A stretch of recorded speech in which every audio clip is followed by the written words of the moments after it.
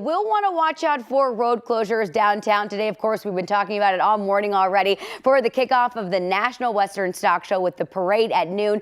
Brianna Fernandez live at Union Station, kind of breaking down everything we need to know. Brianna, we're just a few hours away now. Yeah, good morning, Erica. I know you're going to be out here, so people should definitely tune in if you are going to be out here. You can't make it in person, but it is an annual tradition, a very popular tradition here in downtown Denver. It's the 118th National Western Stock Show. So if you're coming out here, we are going to see a parade kickoff right here outside of Union Station. So take a look at your screen because, like you mentioned, Erica, there's going to be a lot of road closures because of this parade. So give yourself plenty of extra time. You want to get here early to avoid them, and the parade will start here at noon right outside of Union Station and march 12 blocks down, so from 17th Street to Glen Arm Place, then back up to 18th Street, and you can expect the usual Western fanfare, so cattle, horses, and wagons walking through downtown Denver. And then after the parade, folks are invited to stop by the Stock Show Fair at McGregor Square, and there you can enjoy mini therapy horses. I've met them. They are so cute. You have Western royalty, ice skating, as well as food. So 9 News is a media partner.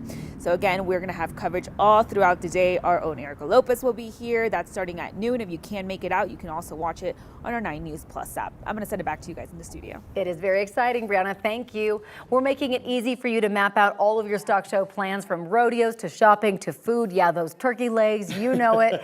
You can get the full stock show guide. Just text the word stock show to 303-871-1491 and we'll text you back a link to our article. It is now 6:03 and Donald Trump is appealing the Colorado Supreme Court decision that he's an insurrectionist who cannot be on the presidential primary ballot. Trump's appeal argues the president is not bound by the part of the 14th Amendment that disqualifies insurrectionists from holding office. Trump wants the Supreme Court to reverse the Colorado ruling that he engaged in insurrection on January 6th, arguing the attack on the Capitol wasn't really an insurrection. The appeal also says Congress should decide eligibility for the ballot, not state courts. Colorado's Democratic Secretary of State, Jenna Griswold, disagrees. She says she believes Trump did engage in an insurrection and the Supreme Court should be the ones to make the decision. It does not make sense to allow a president to engage in insurrection and get off scot-free. I do believe that the United States Supreme Court should tell the American people whether a president can engage in insurrection and then again run for that office. Now, unless the Supreme Court declines to hear the case or agrees with the state Supreme Court by tomorrow, Trump's name will be on the primary ballot. They are set to be certified tomorrow. The decision in Colorado set off a wave of threats against the state Supreme Court justices. Police say those threats are not connected to the man who shot his way into the Colorado Supreme Court building this week. Brandon Olson appeared in court for the first time yesterday. Police arrested him Tuesday morning after they say he got into a car crash, went inside the building, took the Supreme Court keys from a security guard, fired shots in the building, and started a fire in a stairwell. Olson is in jail on suspicion of robbery, burglary, and arson. A judge set his bond at $100,000. This morning, we know when 3 teenagers accused of throwing rocks at cars, killing a woman, will stand trial. Joe Koenig, Mick Carrollchick, and Zachary Kwok are each facing 13 charges. Police say they threw a rock through Alexa Bartel's windshield as she was driving on Indiana Street near the Rocky Flats National Wildlife Refuge last April. Other drivers reported their cars were also hit by rocks. Yesterday, the judge delayed the arraignment for the 3 suspects but set trial dates.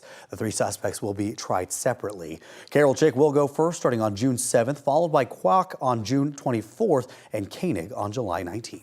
More than 4 years after Elijah McClain died, the first police officer charged in his death will be sentenced. Randy Rodima was one of 3 officers who stopped and restrained McClain while responding to a 911 call that he seemed sketchy. McClain wasn't doing anything wrong. After police restrained him, paramedics injected him with a sedative and he later died.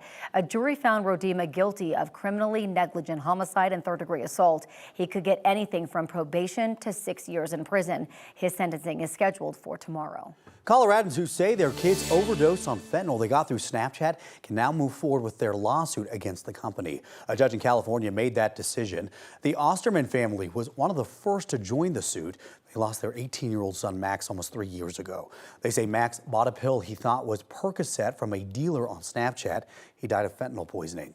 Families claim Snapchat has not done enough to stop drug sales from happening. I haven't felt this happy in a long time. It's so long overdue, and we could not save our children, and we we've got to make change. We have to make change to save others. The lawsuit also claims Snapchat was suggesting other dealers as recommended friends and mapping location features. A trial date could be set later this month. Some well-meaning laws in Colorado are falling short, particularly laws in place to help foster kids. Today, advocates for these children will announce a new effort to fill some of these gaps. As reporter Anusha Roy is following the story. And Anusha, what are they focused on? Yeah, they're really focused on letting kids be kids. Later today, this proposed legislation will be announced, and it's making sure foster kids have the right to do things as simple as getting a driver's license and extracurricular activities. These are things that are sometimes missing for these children because the adults who have crafted these previous laws don't always think about it. But now it is showing up in potential legislation because foster youth helped craft this proposed bill, along with the Colorado Child Protection Ombudsman. This morning, we're getting a look at how the law would actually work. Foster parents would be educated on these matters, as would youth attorneys who represent children in these child welfare proceedings.